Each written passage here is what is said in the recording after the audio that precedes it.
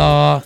I don't know. That's back, the shit, man. BSideShow.net. Karaoke in De La Soul. I love it. De La Soul, nigga. Hey, let me ask you, because we kind of got into that subject, but I wanted to know from when you guys, starting with ALT, when you guys first, cause you've been associated, with from Eazy-E to Kid Frost, like when things were really cracking, especially on the West Coast at that time. But what was it like for you when you first were getting them calls, like you were going to be in the studio with these people, whether it was ghostwriting or putting out material, man? What was that like? My first call was really for Kid Frost, and I was a big Frost fan to begin with, because he used to do all the World on Wheels, and he used to have them fake ass battles with what I found out was fake later with Ice-T. All them battles they used to have back in the 80s, 85. So 86. it was staged. It was all staged. I was all heartbroken and shit, because I used to go watch that shit as a kid on the sideline. That's like an urban legend too.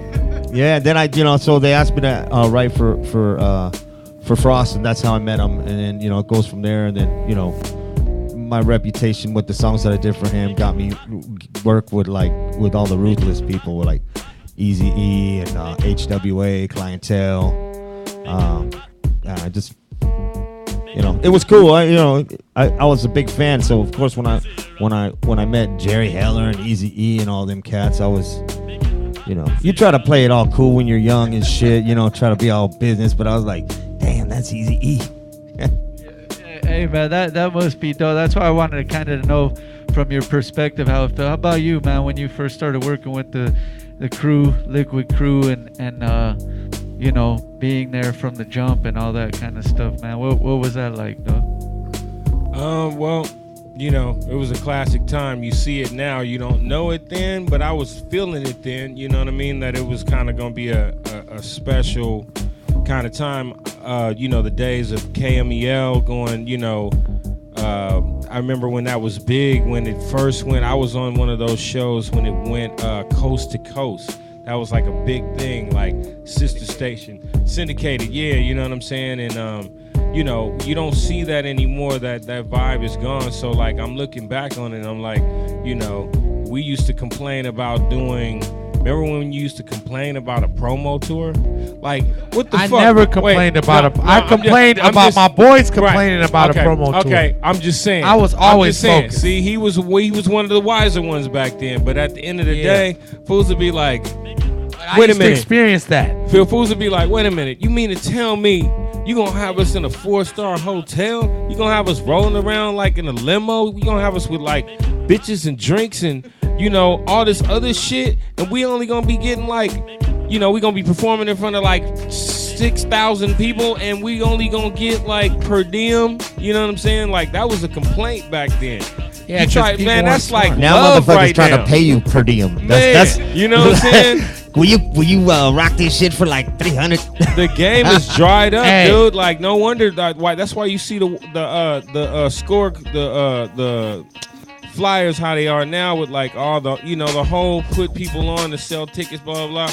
That's a result of how dried up the game is, because as you can see by me saying that complaint of like, oh, you only gonna give me per diem, and you was still caking up on per diem. You wasn't spending no money. You out there looking like a star. Loud Records rolled motherfuckers around, had them looking like stars. You know what I'm saying? At the end of the day, but may not have been, performing in a big show, but may not really be getting no paper, dude. Like, I used to live in a condo, and I used to get picked up 3 times a week in a limo. I know my neighbors were like, "What the fuck does this guy do?" You know what I'm saying? So I to reiterate on the whole thing, I love it, dog. Like because everybody's thirsty now, man. I'm like, damn, I would hate to grow up in a thirsty time. I got to like embellish a little bit when it was cool, What you think about that whole time, and also from where you first got going with the crew, and where you realized it was a big thing, man? Well, I realized it was a big thing in a small place, because we hadn't even came out. I just went to a dance at Venice High, and I popped in. It was like all the kids were scattered around the gym. There was some rap crew on the stage nobody cared about. I popped in a cassette with Passing Me By the beat. And it was like ants to honey. Like all the kids just ran up. I was like, oh wow, they don't know who we are. This is whatever. Now, to his point about like promotional tour, that used to be a big problem with my crew because I'm like, you're selling albums. The point is to work as hard as you can to get this album where it needs to go. Now, back then, we didn't care about merchandise. We weren't thinking about none of that. We were young. I was like 20 years old, so whatever. But now, we've grown up. The game has grown up. Now, it's up to you. You have to know that now it's all about performance. It's all about selling merchandise. It's all about selling your brand. It's not really about selling the music. So the same things that they were complaining about, you got to do it now. But you're going to have something. Be ready as a businessman. Have shirts. Have product. If the label is selling, you're signed to someone, there's nothing stopping an artist from pressing their own product these days and having it at the shows. You'd be surprised. You do like, I don't know, 50, 60 shows, you'll make like 70, 80 grand. And that's for all my up and coming artists. I'm telling you. And there's no problem. Anybody who says, oh, I'm performing for free, you're not performing for free. First of all, you get to perform. That's a gift. Secondly, people like you. So all that, to those who are exalted, beware before you get humbled. Yeah, we used to go to Japan for free. Well said. Because we make $8,000 after the show signing autographs on CDs because the money over there, they're yen to our money. We were getting like $30 a CD. We in a line. 2-hour line to get it to buy an album. We'd be like, yeah, we'll come. Fly me out there, get me a hotel. I'll come for free.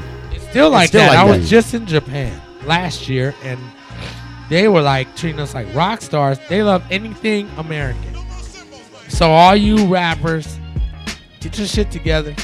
Get your shit pressed. I don't care if you don't have a manager. Get a ticket to Japan and take a duffel bag with like 100 T-shirts and like 100 CDs, and you're gonna come back caked up. What about China? Real. What about China? Are they the same thing? I never played China. I played a lot of places, but not China. Just curious. I heard China got a dope ass hip hop. We're actually our tour promoters are actually scheduling something for China. China has a big hip hop following, but their government is so anti-American. I played 5 areas in China, like and they love it, right? Shanghai, Hong Kong, which is fly. If you don't see me in the States anymore, I'm probably in Hong Kong. And a they few love other it. spots. But they love it, right? But I was out there with Whitney Houston, so I mean, oh man, it was stop different. it. Oh, I was different. Rest in peace, Whitney. I was out So there you were with Kid singing Frost. R&B? No, You are a cop. Yeah.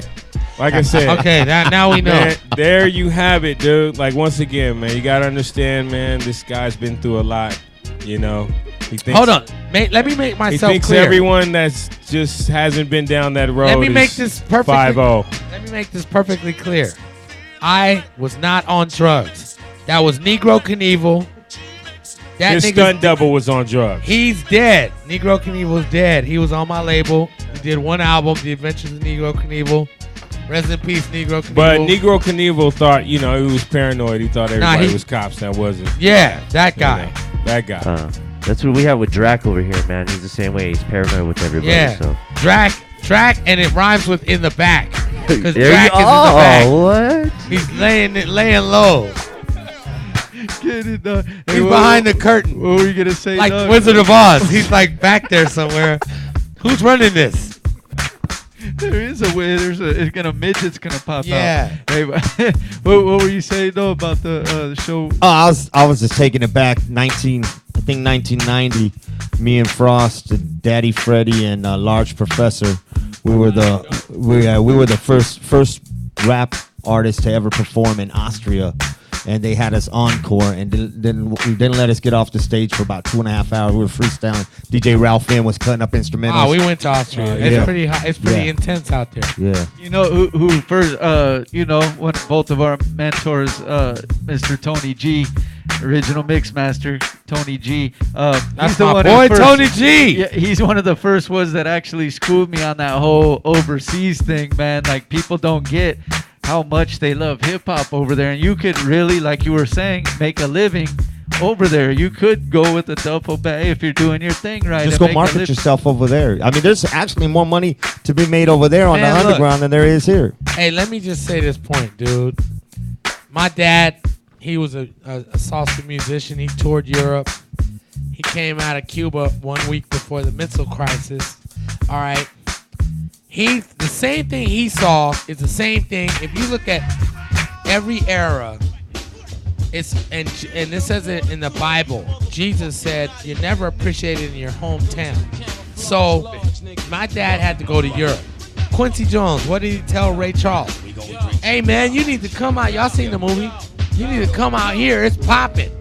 Because jazz was hip hop then. So it was popping hard like it is now. I'm telling you, if America ain't treating you right, make sure you ain't got no felonies and get on the airplane. There you go. You hear that, Drac? We gotta go That's overseas, real. man. But That's where the money is at. You can get there if you have felonies, but take it from me. It's not easy. And make sure your child support is all paid up. Oh, wow. Praise Fuck the my last Lord. Japan trip. Amen. Hey, I fucked my last Japan and trip Will, up isn't last that year. crazy?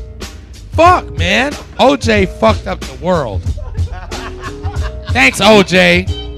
Thanks a lot, man. People can't travel the same, man. Thanks a lot. Hey, check it out. We're gonna play a video and come right back. I'll do mine and finish up this forum. And we gonna play I'll do mine? We'll get that thing go. We got it. Is that what's next? Oh, we got it. there Go you go. ahead and lead into I'll this do video. mine. I sip champagne, you sip wine. I smoke cocaine, you smoke pine. That's right. B-side.